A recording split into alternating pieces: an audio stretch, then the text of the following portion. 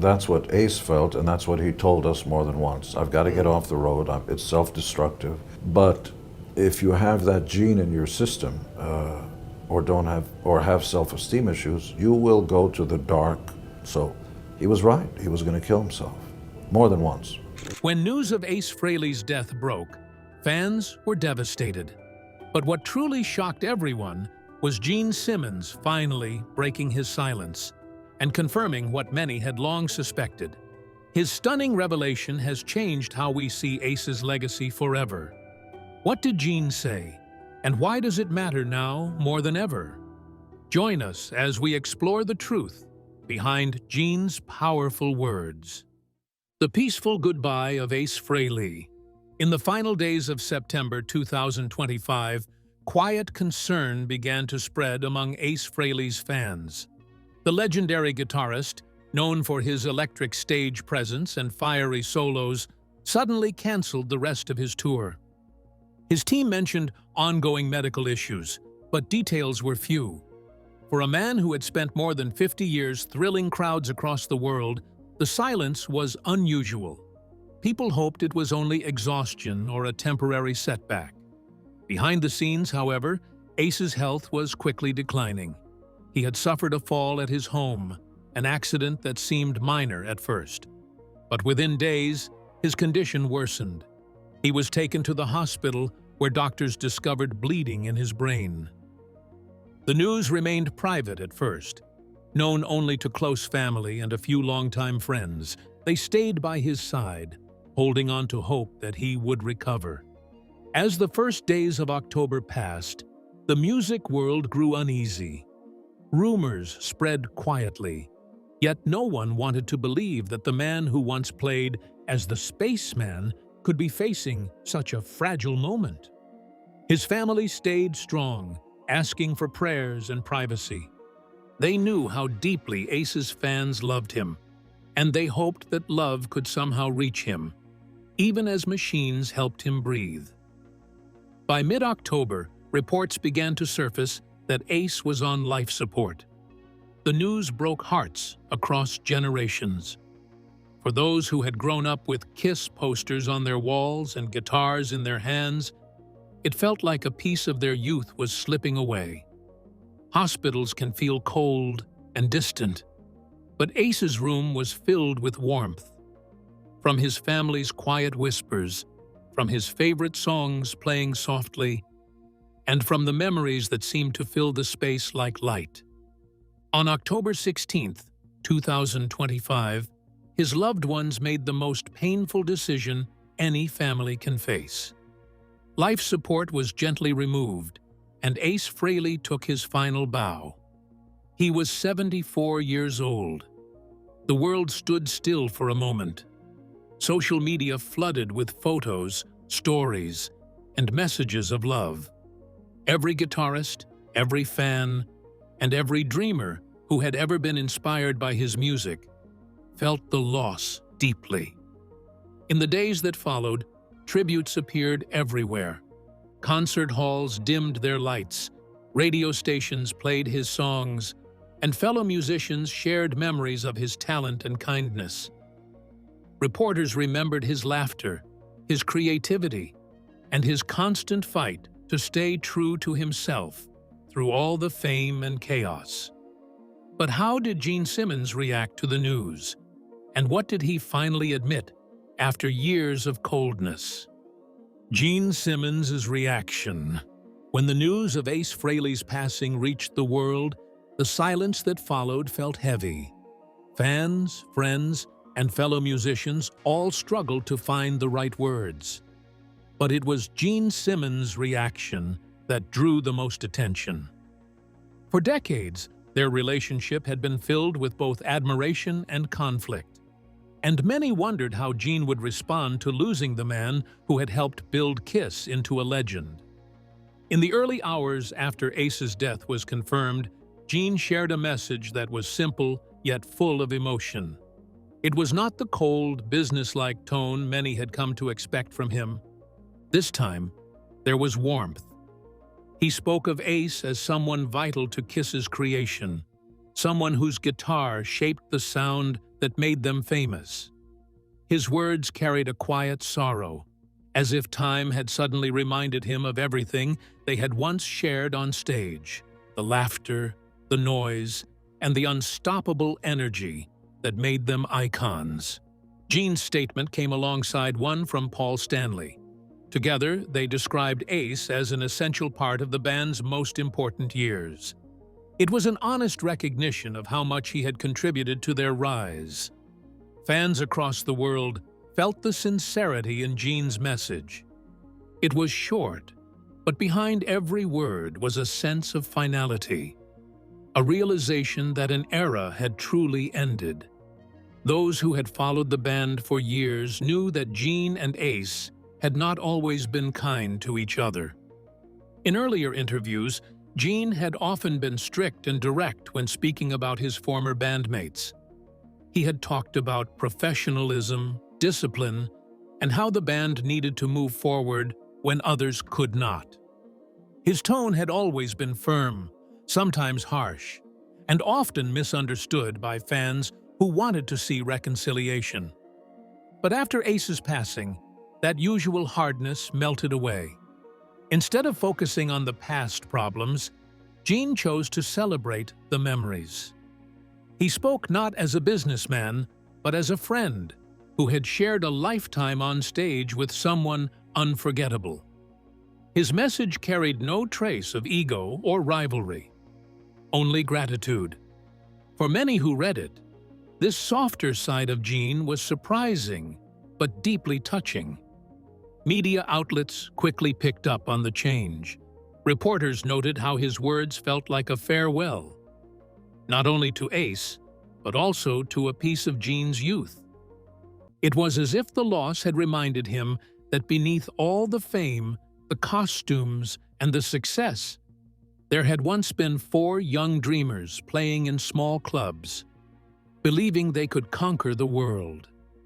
And for a time, they did. As tributes poured in, Gene's quiet sadness stood out. He did not try to explain or defend their past disagreements. He let the moment speak for itself. In his silence between statements, people sensed reflection, the kind that only comes when you lose someone who once knew you better than anyone else. But how did these two meet, and how did their bond evolve over time? The bond between Gene Simmons and Ace Frehley. In the busy streets of New York City during the early 1970s, music was changing fast. Rock was loud, wild, and full of rebellion. The city was alive with young dreamers carrying guitars instead of briefcases, chasing something bigger than themselves. Among them were 2 men who would soon change the face of rock forever: Gene Simmons and Ace Frehley. Before they met, Gene Simmons had already been searching for something special. Born Heimwitz, he had come to America with his mother, bringing with him a deep hunger for success. Gene was determined to make music that stood out, something that would shake people to their core. Alongside his close friend Paul Stanley, he had been part of a group called Wicked Lester. But that band did not give them the fire they wanted. They craved something louder, darker, and more powerful. They wanted to build a rock band that looked like no other, a band that would feel like a living comic book on stage. So, they started over. Gene and Paul decided to form a new band with a harder edge. They wanted musicians who shared their vision, people who understood not only music, but also performance, energy, and spectacle. They soon found drummer Peter Criss through an ad in a music paper, and the next search was for a lead guitarist who could set the stage on fire. One cold day in late 1972, a young man named Paul Daniel Ace Frehley walked into their audition room. He was quiet, wearing mismatched shoes and carrying a guitar that had seen better days. His look might not have impressed anyone at first, but when he began to play, everything changed. His fingers danced over the strings with natural ease. His sound was sharp, emotional, and full of raw electricity. Gene Simmons and Paul Stanley exchanged quick glances. They knew instantly they had found the missing piece. By early 1973, Ace officially joined the group. Together, the four of them, Gene, Paul, Peter, and Ace, began shaping what would become KISS. From the very start, their rehearsals were different. They did not want to be just another rock band playing in smoky bars. They wanted a spectacle. Gene pushed the idea that people should not only hear their music, but see it. They started experimenting with makeup, costumes, and stage lighting that felt like something out of a dream or a comic strip. It was Ace who came up with one of the most important parts of their image, the logo. He designed the sharp lightning bolt style that spelled out KISS, giving the band a symbol that fans would soon wear proudly on jackets, posters, and records. When the four finally stepped on stage in their full makeup, each had their persona. Gene became the demon, Paul became the star child, Peter became the Catman, and Ace transformed into the spaceman. Their look was shocking to some and thrilling to others. People had never seen anything quite like it. Under the bright lights, they became something larger than life. But behind the paint and the noise, they were still four ambitious musicians trying to make their mark. From the very beginning, Gene and Ace shared a strange kind of connection. Gene was all about business, structure, and discipline. He was the mind behind the empire that KISS would soon become. Ace, on the other hand, was pure spirit, wild, creative, and unpredictable. Where Gene thought about profits and perfection, Ace thought about sound and soul. Yet somehow, those differences made them powerful together. When Ace played, Gene felt the energy. When Gene planned, Ace gave it color and chaos. Their chemistry shone brightest on stage. Gene's towering presence, breathing fire and commanding the crowd, perfectly balanced Ace's cool, effortless playing. The crowd would roar as Ace delivered his soaring guitar solos, while Gene's deep bass and thunderous voice filled the air. Together, they made music that was both fierce and fun. KISS's early years were a whirlwind. They performed wherever they could, small clubs, theaters, and eventually arenas packed with fans. Each show was louder, bigger, and wilder than the last. The band worked endlessly to build a loyal following. Every night, they poured their hearts into the performance, giving fans a show they would never forget. To the public, KISS looked like an unstoppable machine, four men united under the same dream. But behind the scenes, small cracks were already forming. The pressure of fame, long hours, and constant touring tested their friendships. Gene and Ace admired each other's talents, but they often clashed. Gene valued control and precision, while Ace loved freedom and fun. Still, the bond between them held strong through the early years. They respected each other's power, even when they disagreed. By the mid-70s, KISS had become one of the biggest rock bands in the world. Their albums climbed the charts, their shows sold out, and their image was everywhere, from lunchboxes to comic books. Gene's dream of turning music into a brand had come true, but none of it would have been possible without Ace's magic touch. His guitar became the soul of their sound, the heartbeat that fans connected to most. However, cracks began to show in their bond. No matter how hard they tried to hide it, things were never quite the same. The cracks that changed KISS forever. By the early years of the 80s, the once powerful bond between Gene Simmons and Ace Frehley had started to crumble. What began as a story of brotherhood, talent, and shared dreams slowly turned into one filled with tension, control, and heartbreak. The band that had conquered the world was beginning to show deep cracks, and at the center of it all were two men who could no longer find common ground. Fame had brought them everything they had ever wanted: money, recognition, and the power to fill stadiums with screaming fans. But it had also taken something away: peace, trust, and understanding. For Gene, the focus had always been on building Kiss into an empire that could last forever. He cared about image, performance, and professionalism. Every show, every decision, and every move mattered. Ace, on the other hand, lived for the music itself, the freedom of the stage, the rush of the crowd, and the feeling of his guitar coming alive in his hands. At first, these differences worked like magic. Gene's discipline kept things steady, while Ace's fire made the band exciting. But over time, that balance started to fade.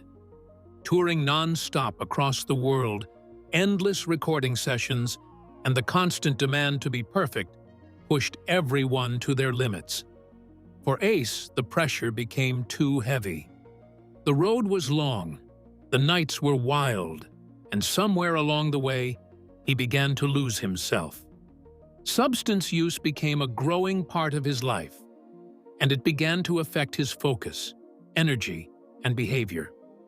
What once made him the heart of the band, his unpredictability and raw energy began to turn against him.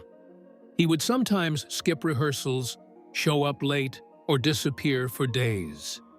Gene and Paul Stanley grew frustrated, especially as the band's future depended on everyone staying sharp and committed. By 1982, things had reached a breaking point. The creative connection that had once felt natural now turned into arguments and silence. Some said Ace was fired. Others said he quit. The truth, even now, remains blurred because both sides told their version of the story. Gene described it as a necessary move to keep KYSS alive. Ace said it was his decision, that he could no longer work under so much control. That disagreement, who left whom, revealed something bigger. It was no longer just about a guitarist leaving a band. It was about power and ownership. Both Gene and Ace wanted to shape the story of what Kiss truly was and what had happened between them. Gene saw himself as the protector of the band's name and legacy. Ace believed his artistry and soul had been buried beneath the makeup and business deals. Both men loved Kiss, but they loved it in different ways. After leaving, Ace started his solo career. His first solo record had already been a hit years before, and now he wanted to prove he could stand on his own. The fans still loved him. They always had. His guitar sound was unique, emotional, and full of the raw heart that first made people fall in love with Kiss. But the path he chose was not easy. Without the structure that Gene brought, Ace drifted further into a life that mixed fame with chaos. While Ace struggled to rebuild himself, Gene continued steering Kiss with Paul Stanley. They removed the makeup in the mid-'80s, adapted their sound, and focused on keeping the brand alive. To many fans, Gene became the symbol of business in rock music, a man who turned the wild energy of rock into something lasting and profitable. Some admired his discipline and intelligence.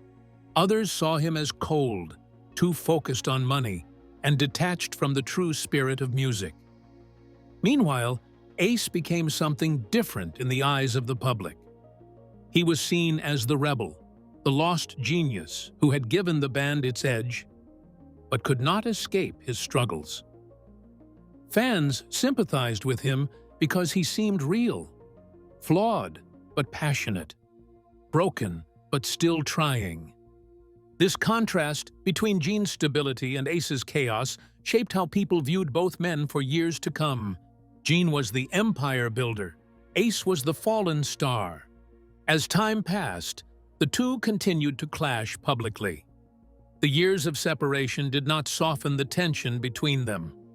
Gene spoke openly about professionalism, often using Ace and former drummer Peter Criss as examples of what went wrong when people lost control. He described them as having been in and out of the band multiple times because of their personal issues. To him, discipline was everything, and anyone who could not keep up simply did not belong in the KISS world. Those words, though, hit Ace deeply. He refused to let Gene's version of the story become the only truth. He responded, insisting that he had never been fired, that he had walked away on his terms. He said he had grown tired of being treated like he was replaceable. His words were fiery, full of frustration that had built up over decades.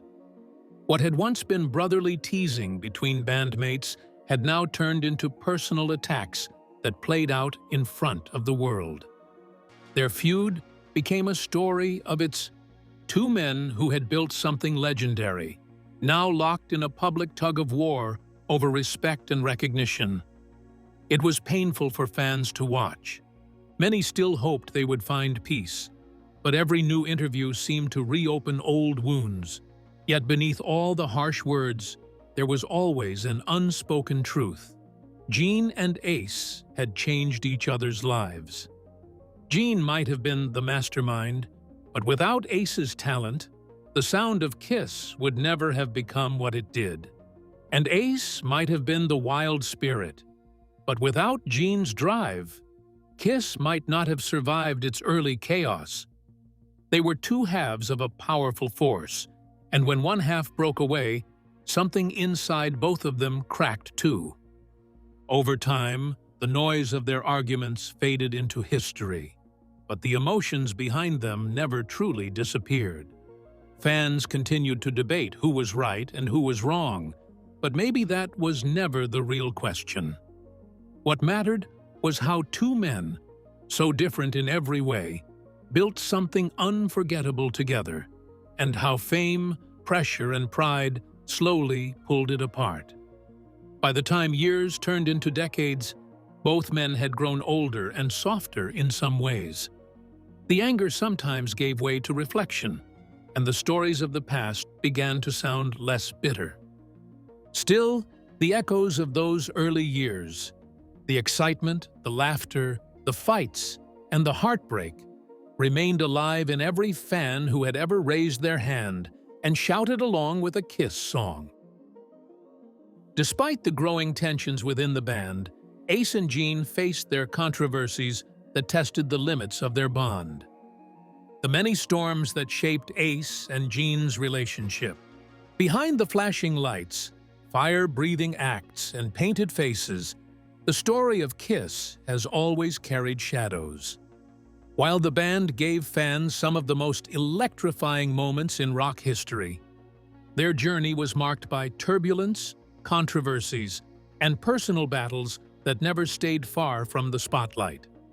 Both Gene Simmons and Ace Frehley, the two men whose relationship shaped much of the band's spirit, found themselves facing storms that tested not only their friendship, but also their public images.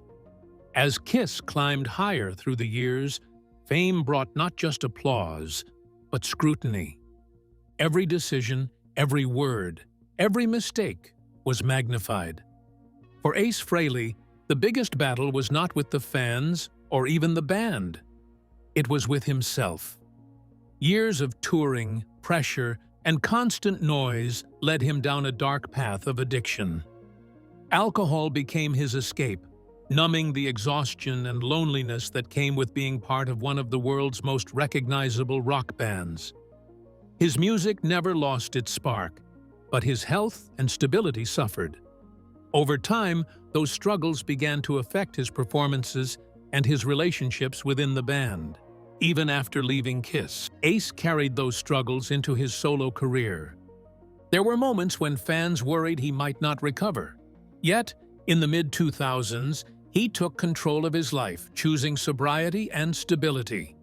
That decision was a turning point, one that earned him deep respect from fans who admired his honesty and courage. His story became one of resilience, a reminder that even rock legends could rise again after falling. Gene Simmons, on the other hand, faced a different kind of challenge. While Ace wrestled with personal demons, Gene was dealing with the weight of fame and the expectations that came with being Kiss's most outspoken face. He was not just the bassist or frontman, he was the businessman, the brand protector, the man who made Kiss a global name.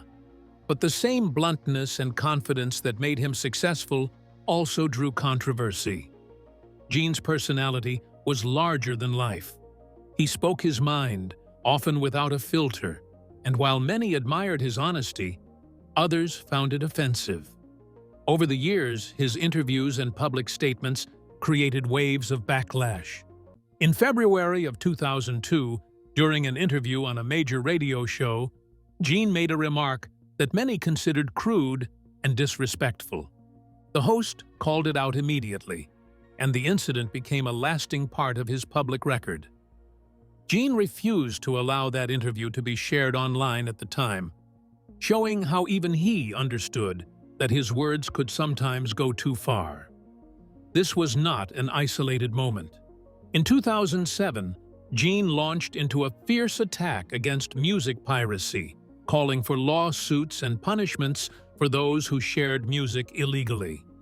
His anger over file sharing reflected his belief that artists deserve to be paid for their work. But his aggressive tone turned many against him. A year later, when he repeated his threats to sue online pirates, a hacker group retaliated by attacking his website twice, taking it offline. Instead of backing down, Gene came back swinging, fueling yet another public battle that reminded everyone he was not afraid to fight, even in the digital age. By 2014, Gene's name was once again at the center of controversy. In interviews, he expressed frustration with how modern audiences treated rock music, declaring that rock was dead. He blamed the culture of free music and lack of respect for artists. His statement stirred debate. Some agreed with him, others accused him of being out of touch. That same year, another incident caused widespread outrage. In one conversation, Gene made remarks about people struggling with depression, speaking with a lack of empathy that deeply hurt many listeners. His words were harsh and dismissive, and the backlash was immediate. Radio stations across the world pulled Kiss songs from their playlists in protest. Musicians who had once respected him openly criticized his insensitivity. Gene later apologized, admitting that his comments had been careless and misunderstood. It was one of the rare times he softened his tone in public, perhaps realizing that his words could cause real pain. But the troubles did not end there.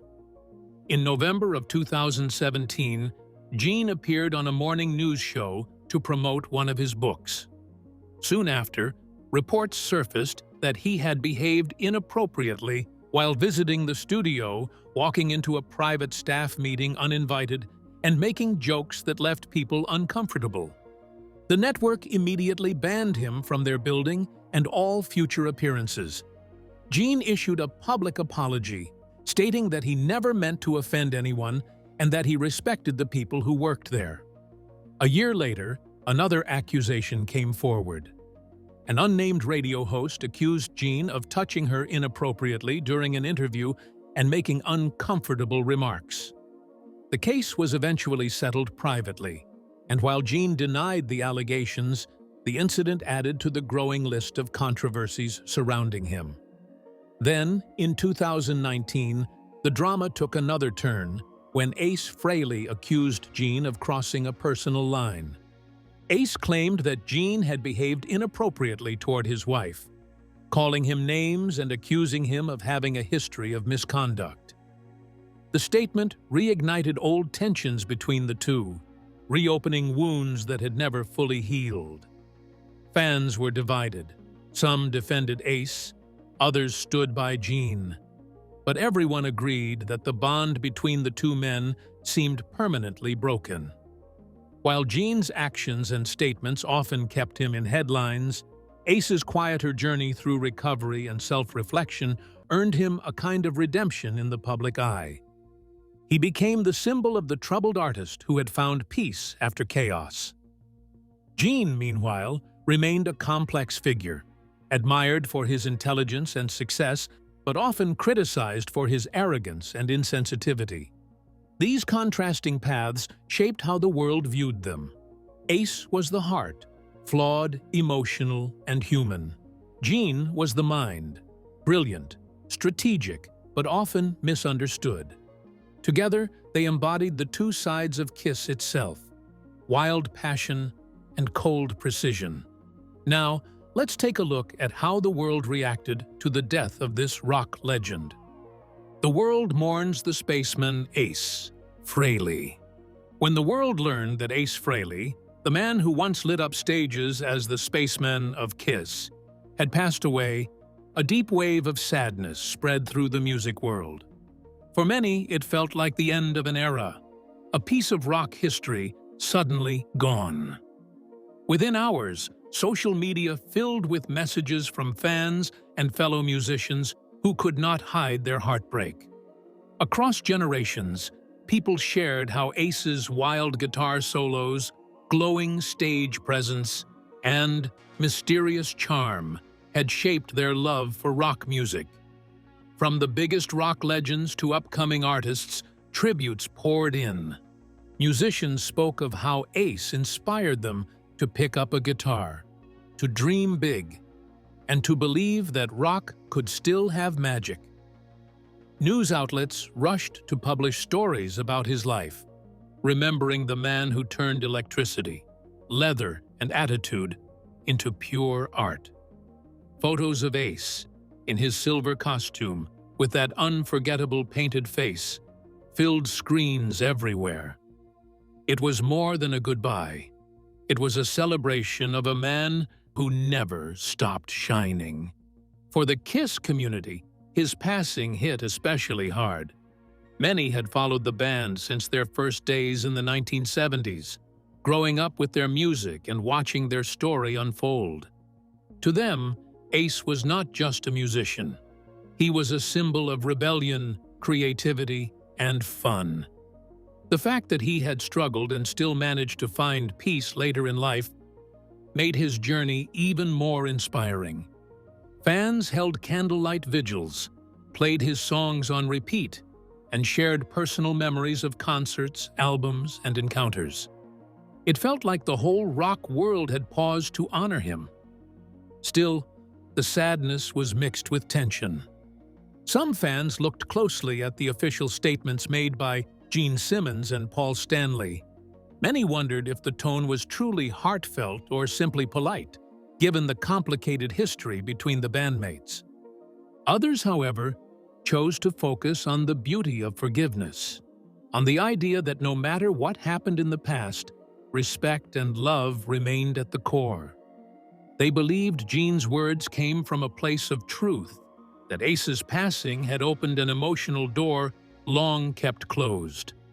The music industry, too, reflected on what Ace had meant to the world. Commentators spoke of how his unique guitar sound helped define the golden age of hard rock. Radio stations played Kiss classics and Ace's solo hits, reminding everyone of his unmistakable talent. Younger artists posted covers of his songs, showing that his influence would live on in a new generation. As the days passed, the noise of the internet faded, but one feeling remained: gratitude. Fans were grateful for the laughter, the energy, and the unforgettable moments Ace had given them. His story was not perfect, but it was real. Through his highs and lows, he had left behind something timeless, a legacy that would never fade. If you enjoyed this video, like and subscribe, and also click the next video shown on your screen.